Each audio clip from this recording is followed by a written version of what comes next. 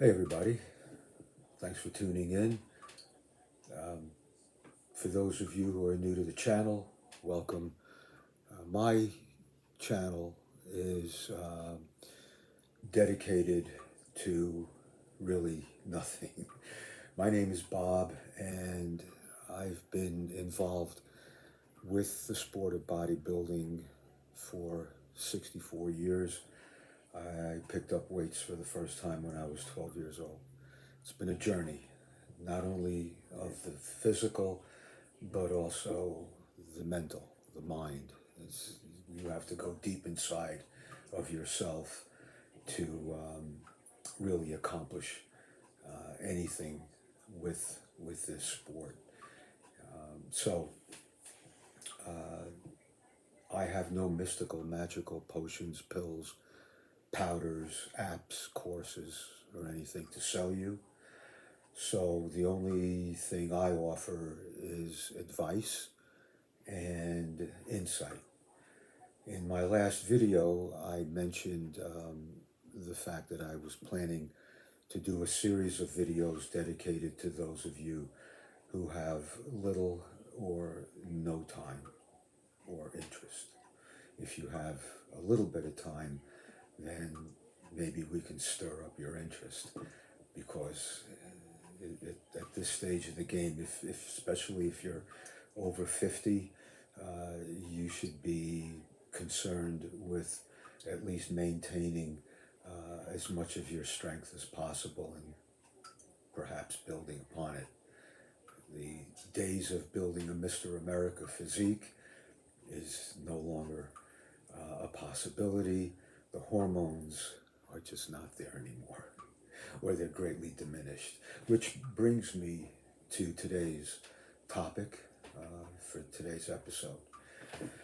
It comes to my attention that there is a professional competitive bodybuilder on YouTube, and his channel has been on the air now about 5 years. And he recently completed or finished competing in two professional bodybuilding shows, physique contests, where he placed 6th and 5th respectively. So he has one of the top male physiques in the world. Now, what he did was, for the 4 months or so that he prepared for these contests, he chronicled his workouts and his nutritional protocols along the way over about a 4 month period. So he's got a series of videos on YouTube. Very interesting. I watched some of it, and I know of him. He lives near where I live, and he trains in a gym that I used to train in years ago before we moved, and I located a gym closer to my house, which is just as good. So anyway, he's got a tremendous number of followers. Now, in his latest video, I guess he doesn't realize that he's got a lot of the young and stupid out there who are listening to him, and he was discussing in great detail his drug use, the drugs that he used to get into contest condition. Now, one of the drugs that he used is a very sophisticated estrogen blocker. Now, why would he do that? Okay, what happens is, when you take synthetic testosterone through steroid use, you're shutting down your body's own production of testosterone. And I guess to ensure the most uptake of the steroids, you have to suppress the estrogen. Now, what's the deal with estrogen? I have never seen or heard of a woman needing any kind of a surgical um, procedure from lifting weights. I've never seen it. I'm sure there's one or two of you out there, but I've never seen or heard of a woman training with weights who hurt herself to the point where she needed a surgical procedure. On the other hand, it's quite common for the male of the species involved with bodybuilding to hurt themselves to the point where they need a surgical procedure. Now, estrogen in women, in addition to other functions, is a protective agent. It protects your joints, your ligaments, your tendons, your bones, your muscles. There's estrogen in men. Why is there estrogen, which is a female hormone? Why is it found in the male of the species? Because it also acts as a protectant, a protective agent, protects the joints, the ligaments, the tendons, the bones and muscles. 99.9% of young men, older men, middle-aged men who lift weights drug-free very rarely hurt themselves to where they need a surgical procedure.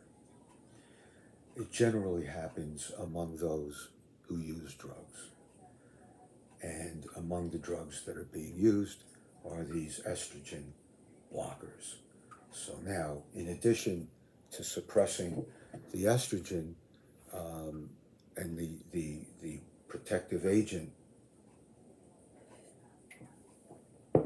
okay, they're adding an additional amount of stress using heavier weights.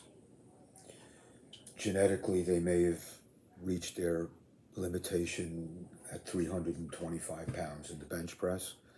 They're on a cycle of steroids. They're up to 375 pounds in 6 weeks or whatever, 2 months. Now, imagine the extra stress and strain on the muscles and the joints, the tendons and the ligaments, and the suppressed levels of estrogen. So they're setting themselves up for injury. It's common. I've had it. I've strained my shoulder and pulled a muscle here and there. It happens. It's going to happen. It happens to everybody who lifts weights. You're going to have some kind of an injury. You're going to hurt yourself, but not to the point where you need a surgical procedure. You might need some kind of a therapy, but not surgery. Surgery is more common to steroid using competitive bodybuilders. Which brings us back to our hero. He has to make weight. He competes in physique shows where there are weight classes. He has to make weight. At the weight that he weighs for these shows, he can get 5th, 6th place, somewhere in there. He's not going to win. His problem is that he can't, he has a tremendous amount of trouble reaching that weight. His body can use an extra 15 to 20 pounds of muscle, which he intends to do. He wants to gain more muscle mass. He wants to gain more weight. Now, he's 37 years old. He's got a wife and 2 kids. Okay. All right, he's going to be pushing the envelope, is what he's talking about, his future drugs that he's going to use in the future. I mean, he's very open about this. Hopefully he realizes that he's doing more damage than he's doing good by doing that. Everybody assumes that he's taking drugs. He doesn't have to itemize everything and the dosages that he's going to be taking and all of that. So here's my prediction. Okay, he's going to go for more weight gain, which is going to entail heavier weights, and more stress and strain to his joints, ligaments, and tendons. It's like Clint Eastwood said in Dirty Harry, or was it Magnum Force? I'm not sure, but it's a great line. A man has to know his limitations. He's got a great physique as it is, and he has to take drugs to achieve that kind of condition. He looks good without the drugs, because you could see what he looked like when he started this journey of his. So, you know, you don't need to use these drugs if you have no intention of competing and you're not going to be competitive. If you know ahead of time that you're just doing this just to do it, you know, you're playing Russian roulette. People react differently to these drugs. And he's taking an estrogen blocker. He's opening himself up to an injury. Now, I'll let you know. Okay, he's going to be taking approximately a year of heavy training, nutrition, whatever else he's going to be doing to achieve an extra 15 pounds of muscle.